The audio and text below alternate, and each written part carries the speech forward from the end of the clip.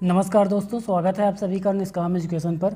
आज की इस वीडियो में हम छात्रावास अधीक्षक भर्ती से संबंधित समावेशी शिक्षा पर बात करेंगे। समावेशी शिक्षा बाल मनोविज्ञान का एक टॉपिक है, ठीक है। इस पर एक वीडियो अपलोड किया जा चुका है, उसमें 20 क्वेश्चन हमने देखे थे। बाकी के क्वेश्चन हम आज की वीडियो में देखेंगे, ठीक है। तो चलिए शुरू करते हैं, देखते हैं आज का पहला क्वेश्चन क्या है। इनमें से कौन सी विशेषता प्रतिभाशाली बच्चों की नहीं है, पूछा गया है, ठीक है। कौन सी विशेषता नहीं है बोला है, इसको ध्यान देना है। उच्च आत्म क्षमता, तो देखिए आत्म क्षमता अगर उच्च हो तो वो प्रतिभाशाली बच्चे की विशेषता है, ठीक है। और इसके बाद दिया निम्न औसतीय मानसिक प्रक्रियाएं। निम्न औसत मानसिक प्रक्रिया कभी भी प्रतिभाशाली बच्चों की नहीं होगी, ठीक है। इनकी जो मानसिक प्रक्रियाएं होंगी हमेशा क्या होंगी, उच्च होंगी, निम्न ना होकर क्या होंगी, उच्च होंगी। तो ऑप्शन बी आपका आंसर हो जाएगा, ठीक है। ऑप्शन बी क्या है, आपका आंसर हो गया। इसके बाद देखिए अंतर्दृष्टिपूर्वक समस्याओं का समाधान। तो अंतर्दृष्टिपूर्वक क्या करेंगे, ये समस्याओं का समाधान करेंगे। उच्च श्रेणी की मानसिक प्रक्रियाएं होंगी, ठीक है, उच्चतर श्रेणी की। यहाँ पास क्या बोला था, निम्न श्रेणी। तो यही पास आपको समझ में आ जाएगा कि आंसर या तो ये होगा या तो ये होगा, ठीक है। तो इन दोनों में से आपका उच्च श्रेणी वाला तो सही हो जाएगा, ये गलत है, तो ऑप्शन बी आंसर, ठीक है। फिर आगे देखिए वाणी दोष नहीं है, मतलब वाणी या उच्चारण में दोष कौन सा नहीं है। तो यहाँ पास देखिए नहीं है को चुनना है, ठीक है। तो ध्वनि परिवर्तन और अस्पष्ट उच्चारण, तो आप जब अस्पष्ट उच्चारण करेंगे तो वाणी में दोष है, ध्वनि में परिवर्तन होगा तो वाणी में दोष है, ठीक है। इसके बाद बोला है धीमी गति या तेज गति से बोलना, धीमी या तेज गति से बोलना। तो देखिए गति कभी भी सही और गलत का निर्धारण नहीं करेगी, ठीक है। वाणी में अगर गति क्या है, धीमा या फिर तेज है, तो वो क्या होगा, दोष नहीं है, दोष का निर्धारण नहीं करेगा। तो ऑप्शन बी आपका सही हो जाएगा, ये वाणी दोष नहीं है। इसके बाद हकलाना तुतलाना, तो वाणी दोष है ही। फिर तीव्र लेकिन अस्पष्ट वाणी, ये भी वाणी दोष है, ठीक। फिर आगे देखते हैं अगला क्वेश्चन। सृजनशील बालक के बारे में कौन सा कथन सत्य नहीं है। सृजनशील बालक, क्रिएटिव, ठीक है। सृजनशील मतलब क्या होता है, क्रिएटिव, सृजनात्मक जिनकी सोच होती है। तो क्या वे जिज्ञासु होंगे, बिल्कुल होंगे, ठीक है। यहाँ पास नहीं को बोला गया है, जिज्ञासु होंगे तभी तो कई प्रकार की चीज़ों के बारे में वे क्या करेंगे, चिंतन करेंगे, सोचेंगे, ठीक है। इसके बाद साहसी नहीं होंगे, तो साहसी नहीं होंगे तो ये बताइए कि वे कैसे नई चीज़ों का सृजन कैसे करेंगे, ठीक है। बहिर्मुखी होते हैं, बहिर्मुखी ही होते हैं, ठीक है, बहिर्मुखी होते हैं। तो यहाँ पास महत्वाकांक्षी ऑप्शन है, ठीक है, महत्वाकांक्षी भी होता है। तो यहाँ पास ये हो जाएगा साहसी नहीं होता, ये गलत हो जाएगा, ठीक है, क्योंकि साहसी होंगे, साहसी नहीं होंगे तो कई प्रकार की चिंताओं को कैसे कर पाएंगे, ठीक है, कई प्रकार के चिंतन, ठीक है। इसके बाद देखते हैं अगला क्वेश्चन। अधिगम निर्योग्यता, अधिगम निर्योग्यता, अधिगम मतलब मैंने बताया था कि सीखना, सीखना मतलब क्या होता है, अधिगम। तो यहाँ पास निर्योग्यता मतलब सीखने में आपकी निर्योग्यता कौन सी है, सीखने में निर्योग्यता के बारे में कौन सा सही है। तो ये क्या एक स्थिर अवस्था है, बिल्कुल गलत है, स्थिर अवस्था नहीं है। इसे हम वैज्ञानिक विधियों द्वारा और शैक्षणिक प्रक्रियाओं द्वारा इसको क्या कर सकते हैं, परिवर्तित कर सकते हैं, सुधार ला सकते हैं, दूर कर सकते हैं, ठीक है। इसके बाद देखिए एक चर अवस्था है, चर अवस्था है, चर मतलब क्या बोला, परिवर्तनशील। तो ये परिवर्तनशील है, मैंने बोला अभी, तो ये सही हो जाएगा आंसर, ठीक है। फिर आगे जरूरी नहीं कि कार्य पद्धति की हानि करें। तो देखिए अधिगम निर्योग्यता बिल्कुल कार्य पद्धति की हानि कर सकता है। अगर आप में पठन विकार है तो वो आपका क्या करेगा, कार्य पद्धति में हानि करेगा, ठीक है। फिर समुचित निवेश के साथ सुधार योग्य नहीं होते, सुधार योग्य होगा, ठीक है। कोई भी अधिगम निर्योग्यता या फिर ज़्यादातर अधिगम निर्योग्यता क्या होंगे, सुधार योग्य होंगे, तभी तो उसका वैज्ञानिक विधियों द्वारा क्या करेंगे, सुधार कर सकेंगे, ठीक है। फिर आगे देखते हैं, यहाँ पास ऑप्शन बी आंसर हो गया, ठीक है। ये एक चर अवस्था है यानी परिवर्तनशील है और इसमें हम सुधार ला सकते हैं। फिर आगे देखिए अधिगम निर्योग्यता वाले बच्चे, इनके बारे में कुछ कथन है। अधिगम के कुछ पक्षों से संघर्ष करते हैं, बिल्कुल करते हैं, ठीक है। अधिगम के कुछ पक्षों से संघर्ष करते हैं। तो जब भी यहाँ पास देखिए कुछ नहीं बोला है वाक्य के आगे, तो सही को चुनना है आपको, ठीक है। तो यहाँ पास ये ऑप्शन ए आपका सही है, तो आंसर भी हो जाएगा। इसके बाद देखिए बहुत सक्रिय होते हैं लेकिन उनकी बुद्धि लब्धि कम होती है। देखिए अधिगम निर्योग्यता, बुद्धि लब्धि तो कम होती है, सक्रिय, देखिए यहाँ पास क्या पूछा है, बहुत सक्रिय होते हैं, तो सक्रिय नहीं होते हैं, ठीक है। या फिर कभी कभी बहुत अधिक सक्रिय हो जाते हैं और बुद्धि लब्धि तो कम होती ही है, लेकिन ये ज़रूरी नहीं है कि बुद्धि लब्धि कम हो, ठीक है। बुद्धि लब्धि कभी कभी क्या हो सकती है, अधिक भी हो सकती है, उसके बावजूद उसको अधिगम निर्योग्यता हो सकती है। फिर आगे बहुत बुद्धिमान तथा परिपक्व होते हैं, गलत, ठीक है। बहुत बुद्धिमान लेकिन परिपक्व नहीं होते, बहुत बुद्धिमान भी नहीं होते, ठीक है। फिर यहाँ पास कुछ भी नहीं सीख सकते, ये भी गलत है, क्योंकि मैंने अभी इससे जस्ट पहले क्वेश्चन में हमने देखा कि क्या देखा कि जो निर्योग्यता है उसको दूर किया जा सकता है, परिवर्तनशील है, तो कुछ भी कैसे नहीं सीख पाएंगे, ठीक है। किसी भी तरीके से उनको कुछ ना कुछ सिखाया जा सकता है, किसी भी तरीके मतलब वैज्ञानिक विधियों से, ठीक है, वैज्ञानिक विधियों से और फिर शिक्षण की नई नई विधियों से हम उन्हें सिखा सकते हैं। फिर आगे देखिए, विशेष आवश्यकता वाले बच्चों को शामिल करना, ये ठीक है, ये आपको कंडीशन दे दिया, विशेष आवश्यकता वाले बच्चों को शामिल करना। ऑप्शन है एक काल्पनिक लक्ष्य है, तो क्या इनको शामिल करना एक काल्पनिक लक्ष्य है, या फिर जिस अक्षमता ना हो उन बच्चों के लिए हानिकारक है। यहाँ पास जिनमें है, ठीक है, जिनमें अक्षमता ना हो क्या उन बच्चों के लिए हानिकारक हो जाएगा। अगर हम विशेष आवश्यकता वाले बच्चों को सामान्य में शामिल कर दें तो क्या ये एक काल्पनिक लक्ष्य है? नहीं है, ठीक है, काल्पनिक लक्ष्य नहीं है, बल्कि और देखिए यहाँ पास जिनमें अक्षमता नहीं है क्या उनके लिए हानिकारक है? बिल्कुल नहीं है, किसी भी बच्चे के लिए हानिकारक ये नहीं होगा। फिर विद्यालयों पर भार बढ़ेगा, तो देखिए एक विद्यालय में उतने ही बच्चे आ सकते हैं जितना उसकी क्षमता होगी, और उससे अधिक को तो शामिल ही नहीं किया जा सकता, तो भार कैसे बढ़ेगा, ठीक है। तो विद्यालयों पर भार बढ़ना ये गलत हो जाएगा। फिर देखिए शिक्षक के प्रति, शिक्षण के प्रति है यहाँ पास, ठीक है, शिक्षक नहीं है, शिक्षण, ठीक, शिक्षण, टीचिंग के प्रति, शिक्षण के प्रति दृष्टिकोण विषय वस्तु और धारणा परिवर्तन की अपेक्षा रखता है। तो ये जो विशेष आवश्यकता वाले बच्चों को हम शामिल करने की बात कर रहे हैं, इससे क्या होगा, शिक्षण के प्रति जो दृष्टिकोण है, विषय वस्तु, धारणा परिवर्तन, इन चीज़ों की हम क्या कर रहे हैं, इन सब चीज़ों की अपेक्षा कर रहे हैं, इसलिए इनको हम शामिल करना चाह रहे हैं, ठीक है। और इनको शामिल करना ही क्या है, समावेशी शिक्षा है, ठीक। फिर आगे देखिए, वंचित बालकों के शिक्षण का तरीका होना चाहिए। तो वंचित बालकों के शिक्षण का तरीका कैसा होना चाहिए? वंचित कई प्रकार के हो सकते हैं, ठीक है, शारीरिक मानसिक रूप से और फिर आर्थिक सामाजिक रूप से हो सकते हैं, ठीक है। तो यहाँ पास देखिए शिक्षण का तरीका कैसा होना चाहिए, तो जो वंचित हैं उनके लिए कठोर बिल्कुल गलत हो जाएगा, ठीक है। उनके लिए शिक्षण की व्यवस्था जो है या शिक्षण का तरीका बिल्कुल लचीला होना चाहिए, ठीक है, उनको छूट देना चाहिए, इससे क्या होगा, उनका शिक्षण बेहतर हो पाएगा। समान तो नहीं रहना चाहिए, क्योंकि जो वंचित हैं और जो सामान्य हैं उनमें कुछ ना कुछ हमको भेद करना पड़ेगा। भेद से अर्थ ये नहीं है कि जो सामान्य हैं उनके साथ भेदभाव करना, ये नहीं है, ठीक है, बल्कि वंचित बालकों को सामान्य के साथ, जो सामान्य बालक हैं उनके साथ शिक्षण की मुख्य धारा से जोड़ना है, ठीक है। फिर आगे देखिए, आदेशात्मक भी नहीं होना चाहिए, जो वंचित हैं उनके लिए आदेशात्मक भी गलत हो जाएगा। यहाँ पास लचीला सही आंसर होगा, ठीक है, ऑप्शन बी। फिर आगे देखिए, अगला क्वेश्चन है, निम्न तथ्य सत्य नहीं है। तो यहाँ देखिए कौन सा जो तथ्य है वो गलत है, आपको बताना है। तो यहाँ देखिए, सृजनात्मक वातावरण अधिगम तथ्य अमिट से प्रभावित हो सकती है, अमिट है ये, ठीक है, अमिट, तो अमिट से प्रभावित हो सकती है। फिर अगला है, कम बुद्धि वाला सृजनशील हो सकता है, ये सही है बिल्कुल, ठीक है। केवल उच्च बुद्धि वाला सृजनशील हो सकता है, ये गलत हो जाएगा, ठीक है।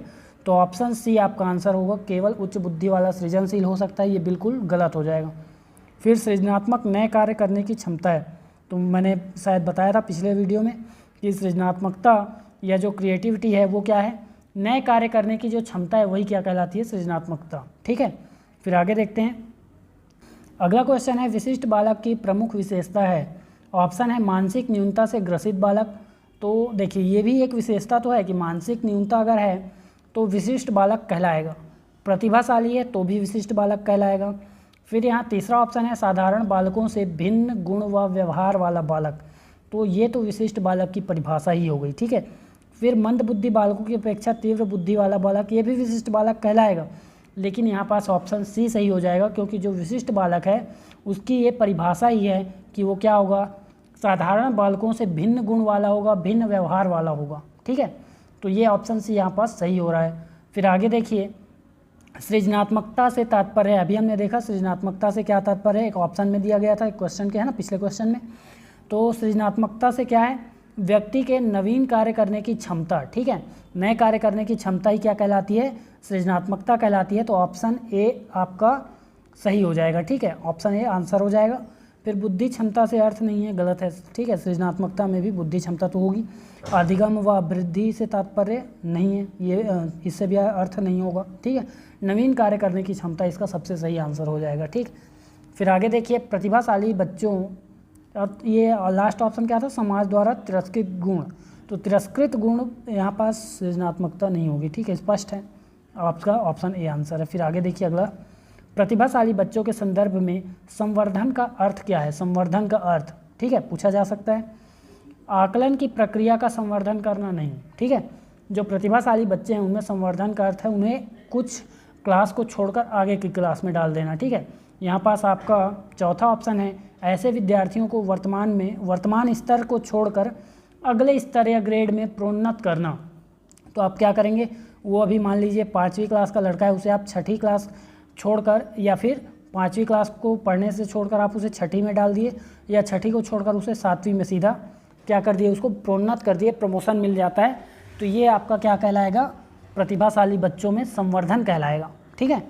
फिर आगे देखिए, अगला है प्रतिभाशाली बच्चे मानव के लिए महत्वपूर्ण किसी भी क्षेत्र में अस्वभावतः अच्छा निष्पादन करते हैं, ठीक है। करते तो हैं लेकिन किसी भी क्षेत्र में करें ये आवश्यक नहीं है, ठीक है। हर क्षेत्र में कर दें ये तो आपका हर जगह संभव नहीं है, ठीक है। फिर समानता शारीरिक रूप से सामान्यतः, ठीक है, ये समानता नहीं है, सामान्यतः है, ठीक। सामान्यतः शारीरिक रूप से कमज़ोर होते हैं और सामाजिक अंतःक्रिया में अच्छे नहीं होते। तो देखिए प्रतिभाशाली 2 प्रकार के हो सकते हैं, शारीरिक मानसिक दोनों प्रकार के हो सकते हैं, ठीक है। तो ये आवश्यक नहीं है कि वे शारीरिक रूप से कमज़ोर ही हों, ठीक। फिर आगे देखते हैं, अगला सामान्यता है, ये भी ठीक है, ये भी क्या है, सामान्यता अपने शिक्षकों को पसंद नहीं करते, ऐसा नहीं है, ठीक है। अलग अलग बच्चों की बात अलग है, लेकिन हर प्रतिभाशाली बच्चे अपने शिक्षक को पसंद ना करें ये आवश्यक नहीं है, ठीक है। फिर आगे देखते हैं, अगला है बिना किसी सहायता के अपने सामर्थ्य का पूर्ण विकास करते हैं, ठीक है। बिना किसी सहायता के क्या करते हैं, अपने सामर्थ्य का पूर्ण विकास करते हैं। ये बिल्कुल यहाँ पास सही हो जाएगा प्रतिभाशाली बालकों के लिए। उन्हें किसी की सहायता की आवश्यकता नहीं होती अपने सामर्थ्य का विकास करने के लिए, ठीक। फिर आगे देखते हैं, श्रवण बाधित बच्चों को पढ़ाने के लिए प्रयुक्त किया जाता है। तो क्या प्रयुक्त किया जाता है, क्या ब्रेल लिपि, बिल्कुल गलत, ठीक है। जो नेत्रहीन होते हैं, नेत्र बाधित होते हैं, उन बच्चों के लिए ये प्रयोग किया जाता है, ठीक है। दृष्टिबाधित बच्चों के लिए प्रयोग किया जाता है। फिर आगे देखिए सांकेतिक भाषा, तो सांकेतिक भाषा श्रवण बाधित बच्चों के लिए बिल्कुल उपयुक्त होता है, ठीक है। सांकेतिक भाषा का प्रयुक्त किया जाता है बच्चों को पढ़ाने में, ठीक। इसके बाद यंत्र कुछ हद तक सुनने के लिए उपयोग किया जा सकता है, लेकिन पढ़ाने के लिए सांकेतिक भाषा का प्रयोग किया जाता है, इस बात को आपको याद रखना है, ठीक है। उपरोक्त सभी नहीं होगा क्योंकि यहाँ ब्रेल लिपि है और यंत्र है। तो ऑप्शन आपका बी सही है। फिर आगे देखिए, अगला क्वेश्चन क्या है, निम्न में से पिछड़े बालकों की विशेषता है, पिछड़े बालकों की क्या विशेषता है, क्या ये अंतर्मुखी होते हैं। तो देखिए अंतर्मुखी तो होते हैं, ठीक है, अंतर्मुखी होते हैं, ये समाज से ज़्यादा जुड़ाव नहीं रखते, इनके मित्र भी कम होते हैं। अंतर्मुखी कहने का मतलब ज़्यादा लोगों से बातचीत करने में इंटरेस्टेड नहीं रहते, तो ये होता है अंतर्मुखी। फिर समस्या पर सूक्ष्म रूप से विचार नहीं कर सकते, ये भी सही है। पिछड़े बालक क्या करते हैं, और समस्या पर स्वयं मतलब सूक्ष्म रूप से सूक्ष्म चिंतन नहीं कर पाते हैं, तो ये भी एक होता है, इनकी विशेषता होती है। फिर निराशावादी भी होते हैं, तो यहाँ पास ऑप्शन डी आपका सही हो जाएगा, उपर्युक्त सभी, ठीक है। इसके अलावा अगर पिछड़े बालकों की बात करें तो इनमें कुछ और अन्य विशेषताएं हैं कि ये मंद गति से सीखते हैं, ठीक है, इनके जो अधिगम की गति होती है वो मंद होती है। फिर ये अपने उम्र के बच्चों से क्या होते हैं, पिछड़ जाते हैं, ठीक है। शैक्षिक क्षेत्र में क्या होते हैं, अपने उम्र के बच्चों से काफ़ी पिछड़ जाते हैं, ठीक है। तो इस बात को याद रखना है। फिर एक ही कक्षा में कई साल लगा देते हैं, कई बार फेल हो जाते हैं, ठीक। फिर इसके अलावा याद रखिए कि पिछड़ेपन व बुद्धि लब्धि में संबंध आवश्यक नहीं है। ये पिछड़े बालक तो हैं लेकिन इनका IQ कम हो ये ज़रूरी नहीं है, जो बुद्धि लब्धि है ये कम हो आवश्यक नहीं है, ठीक है। अधिक भी हो सकता है, किसी और कारणों से पिछड़ सकते हैं, ठीक है। इसके बाद साधारण सी बातों को भी नहीं समझ पाते, ये भी इसकी विशेषता है, साधारण बातों को भी नहीं समझ पाते। फिर दूरदर्शिता की भी कमी होती है, ठीक है। तो ये सारी इनकी विशेषताएं होती है। फिर आगे देखते हैं अगला क्वेश्चन, आपको अपनी कक्षा में 2 मंदबुद्धि बच्चों को बैठाने के लिए बोला गया, बैठने नहीं है, बैठाने के लिए बोला गया है, आप क्या करेंगे, ठीक है। उन्हें अपने विद्यार्थी के रूप में ग्रहण करने से इनकार कर देंगे। तो देखिए अगर आप ग्रहण करने से इनकार कर देंगे तो आपके लिए ना तो टीचर का जॉब सही है, ना ही आपके लिए हॉस्टल वार्डन का जॉब सही है, ठीक है। क्योंकि अगर आप उन मंदबुद्धि बच्चों को अपने विद्यार्थी के रूप में ग्रहण नहीं करेंगे तो फिर और कौन करेगा, ठीक है। तो ये तो आपका पहला ऑप्शन बिल्कुल गलत हो गया, आपको इनकार, मैं बता चुका हूँ आपको पिछले वीडियो में कि आपको सबसे पॉजिटिव आंसर चुनना है, ठीक है। अगर आपको कुछ याद नहीं आ रहा है तो आप सबसे पहले सोचेंगे सबसे पॉजिटिव आंसर क्या होगा, ठीक है। सबसे पॉजिटिव भी होना चाहिए और सबसे सैद्धांतिक भी होना चाहिए, ठीक है।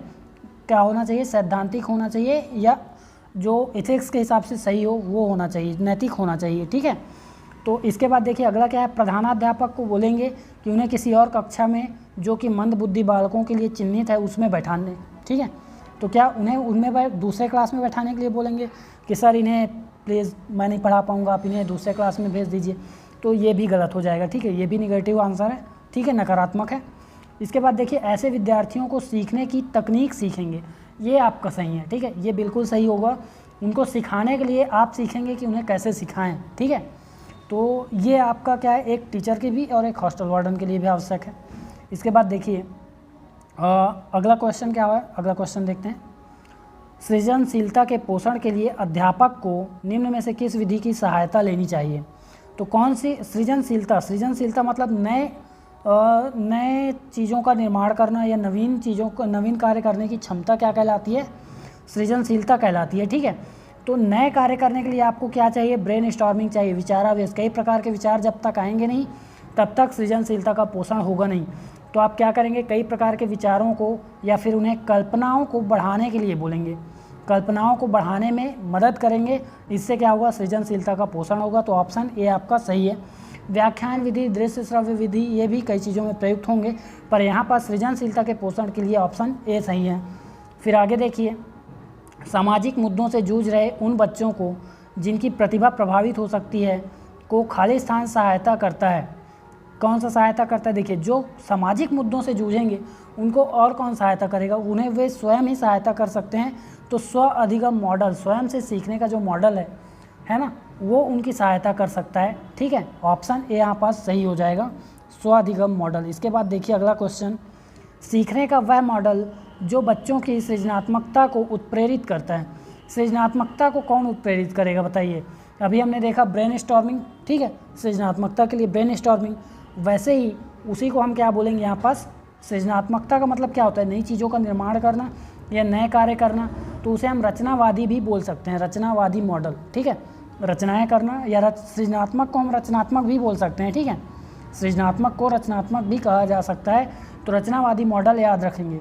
फिर आगे बढ़ते हैं, अगला क्वेश्चन है, जन्म के समय लगी चोट या भ्रूण क्षति की वजह से आई मानसिक मंदता, मतलब आपकी जो बुद्धि है वो मंद हो चुकी है, मानसिक मंदता आ चुकी है, उसको क्या बोलेंगे।